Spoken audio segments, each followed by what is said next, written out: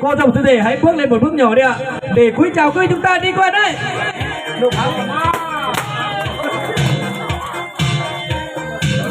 Dạ vâng, một lần nữa tôi hết tài xin lời mời tới mẹ của anh Cù, đó là Giang Thị Mỹ, có những trên lên khấu ạ.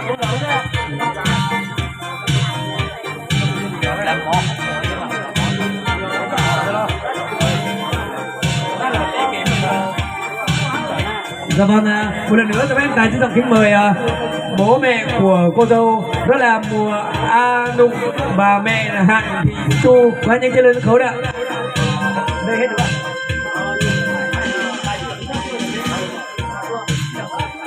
Dạ vâng, một lần nữa tôi tại xin kính mời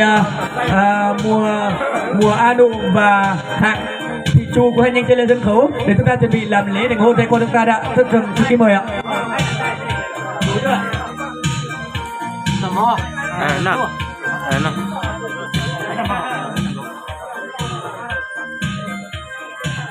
Dạ vâng, cho phép tại xin kính mời ạ. Bác ở đâu ạ? Hãy nhanh chân lên sân khấu đấy ạ, để chúng ta làm lễ thành hôn cho con chúng ta đã. Cho phép tại xin kính mời ạ. Sao nó?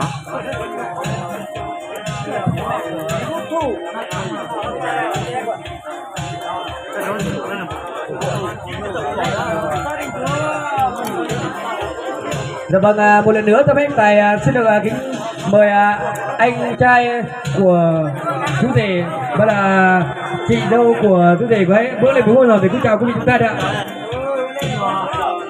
Dạ vâng, chào quý vị chúng ta đi ạ. Dạ vâng, xin một chào bàn tay thật lớn được không ạ?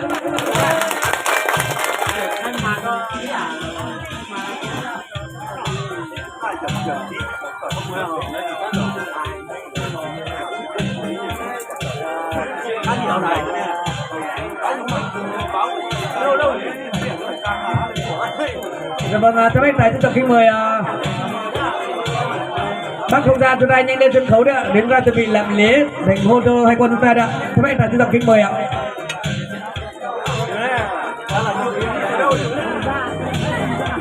Dạ vâng, quý vị chúng ta hãy chờ đợi 10 phút để quý vị chúng ta cố gắng hướng mắt lên sân khấu để chúng ta ngắm nghía hai bông hoa tươi thắm nhất, rạng rỡ nhất, rực rỡ nhất trong buổi trưa hôm nay, là đó là bông hoa xuân cù, thành viên của bông hoa mùa thu chúng ta trong buổi trưa hôm nay. Và một lần nữa quý vị chúng ta hướng lên sân khấu đấy các bạn ơi.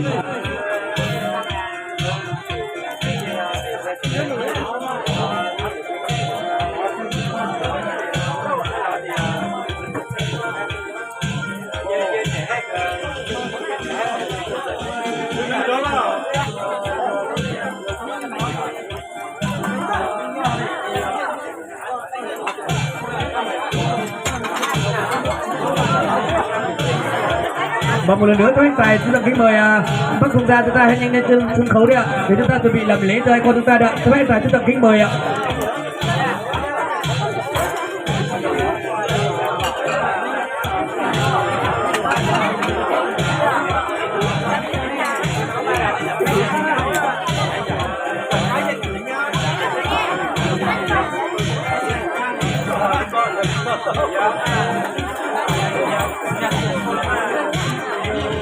Một chung cầm cây rồi chưa? Một chung cầm cây lên đúng không?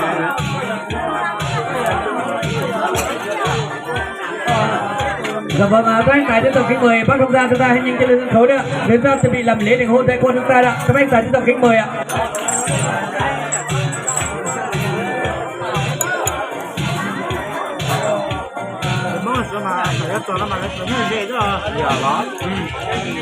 Dạ vâng, các anh tài tiếp tục kính mời bác thông gia của Mùa A Hạng của chúng ta hãy nhanh chân lên sân khấu đấy ạ, để chúng ta chuẩn bị làm lễ thành hôn tay con chúng ta đã. Tiếp tục kính mời ạ.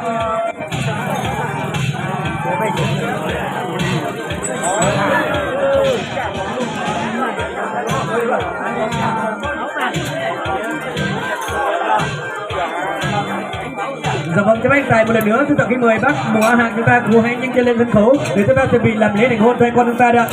Và một lần nữa bác Mùa A Hạng chúng ta cũng đang hướng tới. Dạ vâng, một lần nữa các anh tài thay lời cho cô dâu và chú rể, và các anh tài chúng ta kính mời Mùa A Hạng và chị hãy bước lên một bước nhỏ để cúi chào quý vị chúng ta đi ạ. Dạ vâng, cúi chào quý vị chúng ta đi ạ.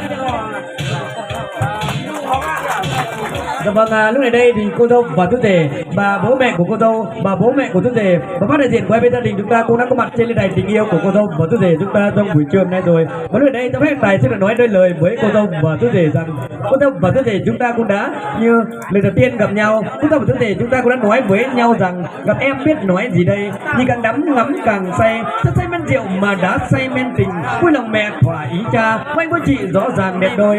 Dạ vâng, đó là hôm nay đây vui từ trong bếp vui ra, vui từ ngã bảy ngã ba vui về, mà niềm vui mang đến tràn trề. Dạ vâng, cô dâu và chú rể chúng ta cũng đã như hoa đến kỳ thì hoa là phải nở, đo đến ban đo phải sang sông, em đến duyên em phải lấy chồng lấy vợ là quy luật tất nhiên tạo hóa con người đặt ra. Đó là cô dâu và chú rể chúng ta cũng đã vượt qua hàng nghìn dòng sông, và cô dâu và chú rể chúng ta cũng đã vượt qua hàng nghìn kênh mương, đã đến với nhau, đã đến với một tình yêu chung thủy son sắc. Và để rồi em về thưa với gia đình thì đồng ý cho mình cưới ta.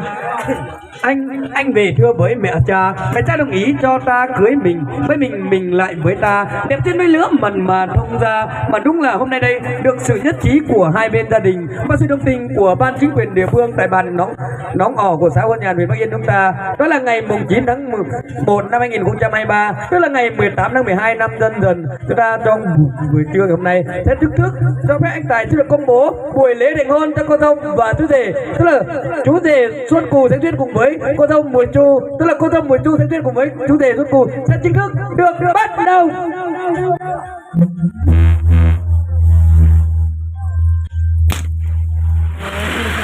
Xin quý vị một tràng pháo tay lớn được không ạ?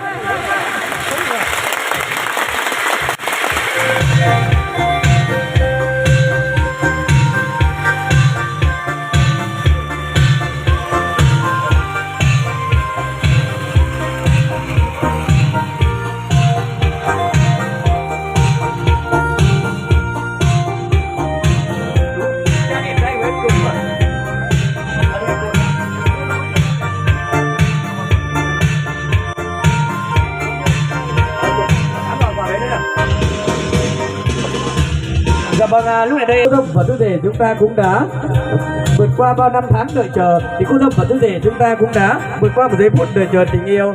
Đó là chú rể chúng ta cũng đã đi khắp thế gian, thì cũng có bao nhiêu cô gái chạy theo bước chân anh, nhưng anh không đồng ý, anh lại quay về bến đò quê em và được làm quen với cô em dâu tên là Mùa Chu chúng ta trong buổi trưa hôm nay. Và rất tuyệt vời. Và chương trình đáng lẽ ra thì chúng ta có chương trình trao nhẫn cưới cho nhau, nhưng mà cô dâu và chú rể chúng ta cũng đã trao nhẫn cưới cho nhau trước rồi. Vì là trao nhẫn cưới hôm nay thì chúng ta sẽ bỏ qua chương trình trao nhẫn cưới cho nhau, vì tất cả quý chúng ta mong khách của chúng ta thông cảm, vì là cô dâu và chú rể trao nhẫn cưới cho nhau rồi. Và lúc này đây vâng, quà thì bố mẹ hai bên thông trình ra chúng ta cũng đã có tặng quà ở bên ngoài cổng hoa của cô dâu và chú rể rồi, thì lễ thành hôn cho cô dâu và chú rể chúng ta cũng đã càng khép lại nhanh hơn nữa. Và một lần nữa các anh Tài xin kính mời cô dâu và chú rể hãy tay cầm tay nhau hướng tới ly rượu champagne của mình đi ạ. Dạ vâng, xin một tràng pháo tay lớn đi các bạn ơi. Dạ vâng, cho phép anh Tài xin kính mời cô dâu và chú rể hãy cầm chai rượu của mình đi ạ. Để cô dâu chú rể ơi hãy lắc chai rượu thật mạnh đi, lắc đi ạ, lắc đi ạ. Dạ vâng, rất tuyệt vời ạ, rất tuyệt vời ạ. Dạ vâng ạ, bây giờ chú rể hãy mở nắp chai rượu của mình đi ạ, đẩy lên ạ.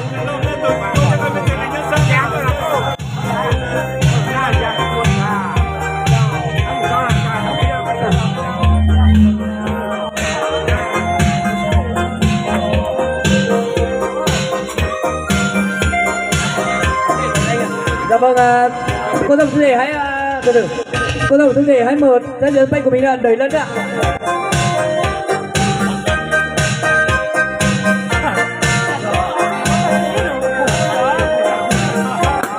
Dạ vâng, rất tuyệt vời ạ, rất là tuyệt vời ạ.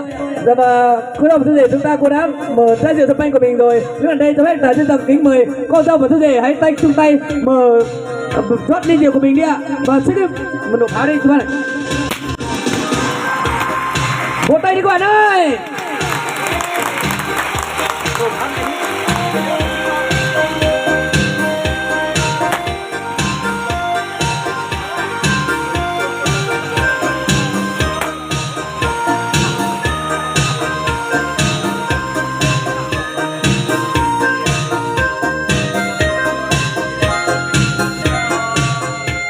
Dạ vâng, rất tuyệt vời ạ. Đó là cô dâu và chú rể chúng ta cũng đã rót ly rượu sâm panh của mình. Tầng thứ nhất là cảm ơn bố mẹ yêu dấu của bên nhà trai, và tầng cốc lăn ly thứ hai thì cảm ơn bố mẹ của bên nhà gái. Chúng ta cũng đã nuôi dưỡng con trưởng thành đến ngày hôm nay. Dạ vâng, đó là đi khắp thế gian thì không ai tốt bằng mẹ, gánh nặng cuộc đời thì không ai khổ bằng cha. Nước biển mênh mông không no được tình mẹ, sóng biển chập trùng không đủ kín công cha. Công cha thì như núi Thái Sơn, cái mẹ thì như nước trong nguồn chảy ra. Và các anh tài thay lời cho cô dâu và chú rể chúng ta trong buổi trưa hôm nay. Một lần nữa xin trọng cảm ơn bố mẹ cũng đã nuôi con trưởng thành đến ngày hôm nay. Một lần nữa xin trọng cảm ơn ạ. Dạ vâng, một lần nữa cho phép anh tài xin trọng kính mời cô dâu và chú rể hãy cầm chai rượu thứ hai đi ạ, để rót ly rượu mời quý khách quý chúng ta đi ạ. Dạ vâng, quý vị chúng ta ở phía dưới ơi, quý vị chúng ta cũng hãy rót ly rượu của mình đi ạ, để chúng ta cùng nhau uống rượu cùng với cô dâu và chú rể chúng ta trong buổi trưa hôm nay. Chúng ta kính chúc cho cô dâu và chú rể trăm hạnh phúc bắt đầu tình may mắn phúc đây chúng ta trong buổi trưa hôm nay ạ. Xin chào kính mời quý vị ạ. Dạ vâng, chào em cô dâu và chú rể hãy. Dạ vâng, quý vị ở phía dưới đó ạ, quý vị chúng ta ở phía dưới chúng ta hãy rót ly rượu của mình đi quý vị ơi, để chúng ta cùng nhau uống rượu cùng với cô dâu và chú rể chúng ta trong buổi trưa hôm nay đấy ạ. Xin chào kính mời ạ. Dạ vâng, tất cả quý vị chúng ta cũng hãy đứng lên đi ạ quý bạn ơi. Chúng ta hãy đứng lên, chúng ta cùng chúc phúc cho cô dâu và chú rể chúng ta đi quý bạn ơi. Tất cả quý vị chúng ta đứng lên đi quý bạn ơi. Dạ vâng, rất tuyệt vời ạ. Dạ vâng, tất cả quý vị đứng lên hết chưa ạ. Dạ vâng, thôi mở nắp rượu đi chú rể ơi. Dạ vâng, chai rượu chúng ta rất là nhiều ga, rất là tuyệt vời. Dạ vâng, quý vị chúng ta chai ly rượu của mình đầy rượu tương bạn ơi. Đây ra. Rồi, ok. Dạ vâng ạ. Dạ vâng, bây giờ thì cô dâu và chú rể chúng ta cũng đã rót ly rượu của mình rồi. Thì cô dâu thì mời bố mẹ của bên nhà chồng, và chú rể thì mời bố mẹ của bên cô dâu ạ. Dạ vâng ạ, kính mời ạ. Dạ vâng, cảm ơn, rất là tuyệt vời ạ. Dạ vâng, rất tuyệt vời ạ. Dạ vâng, quý vị ơi, quý chúng ta hướng mặt lên sân khấu đấy các bạn ơi, để chúng ta ngắm nghía hai bông hoa tươi thắm nhất, rạng rỡ nhất, rực rỡ nhất trong buổi trưa ngày hôm nay. Đó là bông hoa xuân cù xanh biếc cùng với bông hoa mùa chu chúng ta trong buổi trưa ngày hôm nay tại bản Đóng Hò, xã Hương Nhàn yêu dấu của chúng ta. Một lần nữa các anh tài đếm từ 1 đến 3 và 3 đến 1 thì chúng ta kính chúc cho cô dâu và chú rể trăm năm hạnh phúc nha các bạn nhá. 1, 2, 3.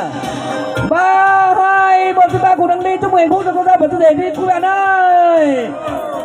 Dạ vâng, cảm ơn tất cả mọi người, quý vị chúng ta cũng đã mất chút thời gian bằng ngọc của mình tới dự buổi lễ thành hôn cho cô dâu và chú rể chúng ta trong buổi trưa ngày hôm nay. Một lần nữa cho phép tài thay lời cho chú rể Xuân Cù. Chúng ta cảm ơn quý vị chúng ta cũng đã mất chút thời gian bằng ngọc của mình tới dự buổi lễ thành hôn cho cô dâu và chú rể chúng ta trong buổi trưa ngày hôm nay. Và một lần nữa cho phép tài kính chúc cảm ơn quý vị chúng ta cũng đã mất chút thời gian bằng ngọc của mình, và cũng có một món quà tặng rất ý nghĩa từ phía quý vị chúng ta yêu dấu để tặng cho cô dâu và chú rể trăm năm hạnh phúc tình bắt đầu may mắn tình phờ đây chúng ta trong buổi trưa hôm nay. Cảm ơn quý vị rất là nhiều ạ.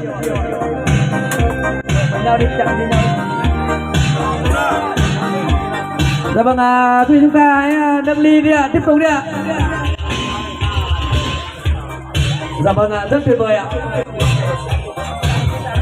Dạ vâng, tức là anh còn son em vẫn còn son, ước gì đôi ta một ngày, mà đúng là hôm nay đây được sự nhất trí của hai bên gia đình và sự đồng tình của ban chính quyền địa phương tại bản Đóng Hò, xã Hương Nhàn chúng ta sẽ chính thức từ đây trở đi cô dâu và chú rể cũng sẽ cùng nhau công tác đồng sâu tối ngày, và ban ngày thì chung việc ngoài đồng, ban đêm thì chung chân chung chiếu sản xuất tương lai.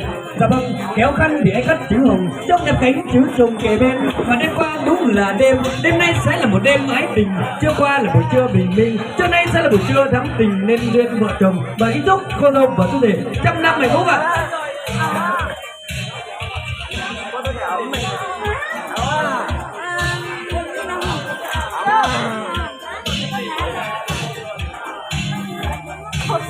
Dạ vâng, cô dâu chú rể hãy đến sân khấu giây phút ạ. Như vậy bố mẹ hai bên chúng ta xuống bên dưới ạ. Dạ vâng, quý vị ơi, trong buổi trưa hôm nay đi ạ.